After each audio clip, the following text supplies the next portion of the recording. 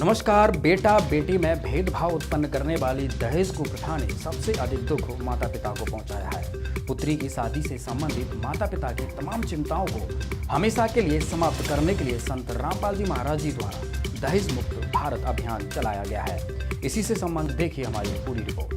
कहते हैं नारी को देवी की तरह पूजने की आवश्यकता नहीं, बल्कि उन्हें समाज में पुरुष समान स्थान मिल जाए, इतना ही काफी है। दहेज कुप्रथा के कारण आज के विक्षिप्त समाज में माता पिता केवल पुत्र प्राप्ति की इच्छा रखते हैं। जब तक घर में संतान रूप में एक पुत्र का जन्म नहीं हो जाता, तब तक माता पिता अपने कार्य को अधूरा समझते हैं। दहेज रूपी राक्षस के कारण लाखों माता पिता को पुत्री के विवाह पश्चात जीवन कर्ज के बोझ तले गुजारना पड़ता है। कहते हैं मनुष्य को अपना किया कर्म फल के रूप में अवश्य मिलता है।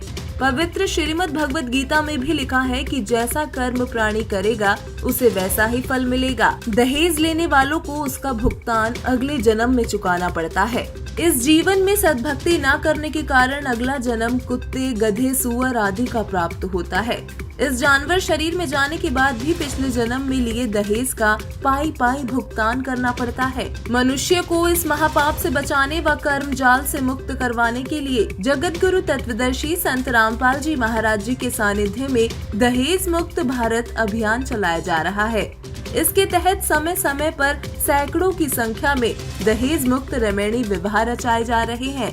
महज 17 मिनट में संपन्न होने वाले इस अनोखे विवाह में बहू को बिना किसी दहेज के सामान के साथ अपने ससुराल ले जाया जाता है। ससुराल में बहू को आजीवन एक बेटी के रूप में प्यार दिया जाता है। संत रामपाल जी महाराज जी द्वारा दी गई शिक्षाओं के आधार पर उनके शिष्य महंगी शादियों और पारंपरिक रीति रिवाजों से बचकर अपने सदगुरु द्वारा बताई गई पद्धति से विवाह करवाते हैं।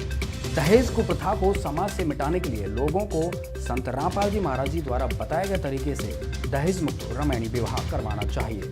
ऐसा करने से निसंदेह एक दिन भारत ही नहीं बल्कि पूरे विश्व से दहेज जैसी कुप्रथा का सफाया हो जाएगा। हमारी रिपोर्ट में बस इतना ही। धन्यवाद।